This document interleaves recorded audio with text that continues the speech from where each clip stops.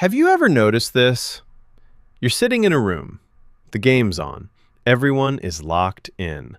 Somebody jumps off the couch. Somebody else is yelling at the TV.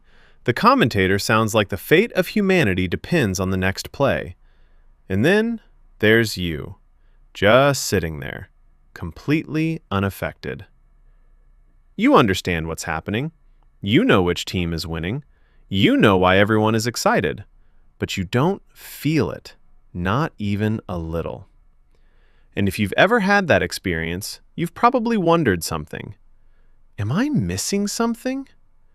Because when enough people care about something, it starts to feel like you're supposed to care too. But what if you're not missing anything? What if the interesting thing isn't that you don't care, but that everyone else does? Think about it. A group of strangers you've never met are running around a field, and somehow millions of people become emotionally invested. Their mood changes, their energy changes, sometimes their entire day changes, because of an outcome they have absolutely no control over. If you stop and think about it, that's kind of strange. But here's where it gets even stranger. People usually assume that if sports don't excite you, you must not be passionate. Maybe you're boring. Maybe you're detached. Maybe you just don't get it. But in reality, a lot of people who don't care about sports care deeply about other things, sometimes obsessively. Ideas, music, building things, learning, business, art, psychology, creating something from nothing. They're not less passionate. They're just passionate about different things. And that difference reveals something important. Because this isn't actually a sports story, it's an attention story. Every single day your brain is making decisions. What deserves your energy? What deserves your emotions? What deserves your time? Most people never notice this process happening, but some people do. And once you see it, you can't unsee it. Here's a question. Why can one person spend 4 hours watching other people compete while another person would rather spend those same 4 hours creating something themselves? Why does one person feel alive watching, while another feels alive doing? The answer has nothing to do with intelligence, and a lot to do with how people experience meaning. Some people connect to stories by watching them unfold.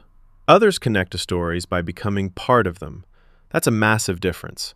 One person watches the game, the other wants to be in the game.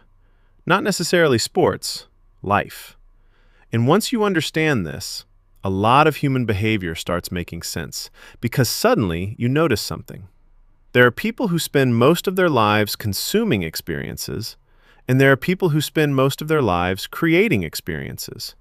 One isn't automatically better, but they often lead to very different lives. Now here's something most people never think about. Why is it so hard to ignore what everyone else is paying attention to? Why can a stadium full of strangers make something feel important?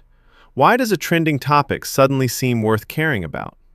Because human beings are wired to look at the crowd. For most of history, following the group was a smart survival strategy. If everyone ran, you ran too. If everyone avoided something, you avoided it too. The crowd often knew something you didn't. And even today, that instinct is still there. When millions of people care about something, your brain automatically assumes it must matter.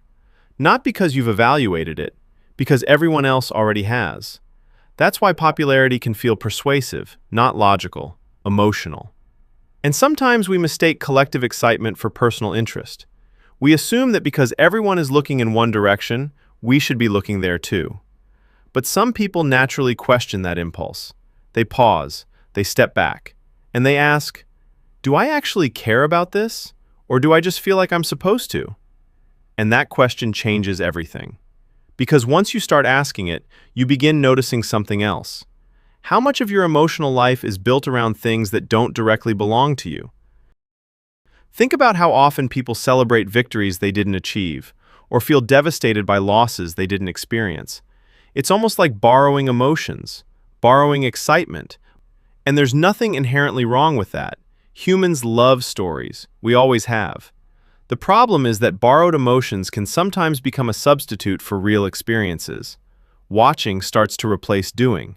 Following starts to replace building. Observing starts to replace participating. And it's easy to miss when that happens, because watching feels productive. It feels engaging. It feels meaningful. But there is a huge difference between witnessing a story and living one. One creates memories. The other creates ownership. One inspires you. The other transforms you. And maybe that's why some people struggle to become emotionally invested in spectator culture. Their brain keeps looking for a connection that feels more direct, something they can influence, something they can shape, something that belongs to them. Which brings us to a question that's a little uncomfortable. What is the real cost of attention? Most people think attention is free. It isn't. Every hour you spend focused on something is an hour you're not spending somewhere else. Every piece of attention is a trade. You trade time, you trade energy, you trade mental space.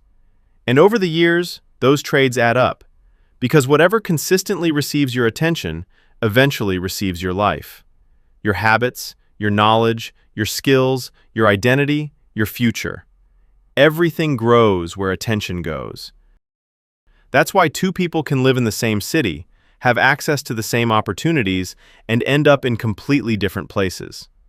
One person spends years consuming, the other spends years creating. One follows stories, the other builds them. And the gap between them gets bigger every year. Again, this isn't a judgment. Everyone needs entertainment. Everyone needs rest. Everyone needs moments of escape. That's not the point. The point is awareness. Knowing where your attention is going, knowing why it's going there, and knowing whether that choice is actually yours. Because here's the truth. Most of us never consciously choose what matters to us. We inherit it from family, friends, culture, school, social media. The crowd decides what's important, and we usually go along with it. Not because we're weak, because we're human. Humans copy each other. It's one of the reasons we've survived so long. But every once in a while, someone steps back and asks a dangerous question. If nobody else cared about this, would I still care? Think about that for a second. If nobody talked about the game, would you watch it? If nobody posted about it, would you follow it? If nobody celebrated it, would it matter to you? For some people, the answer is yes. For others, it's no. And neither answer is wrong. But the question itself reveals something fascinating. It reveals whether your attention belongs to you or whether it belongs to the crowd. And attention matters, more than most people realize, because whatever consistently gets your attention eventually gets your life. That's why this conversation isn't really about sports. Sports are just the example. The bigger question is this. What has your attention right now? And did you choose it, or was it chosen for you? Because the people who don't care about sports often have one thing in common. It's not that they reject excitement, it's not that they hate fun, and it's definitely not that they're better than anyone else. They simply struggle to care about things that feel distant from their own experience. They want involvement, not observation. Participation, not spectatorship. They'd rather build than watch, create than follow, experience than observe. And whether you agree with that mindset or not, there's something worth respecting about it. Because in a world where everyone is looking at the same screen, it takes a certain kind of person to look away and ask, what do I actually care about? And that question might be one of the most important questions you'll ever ask yourself.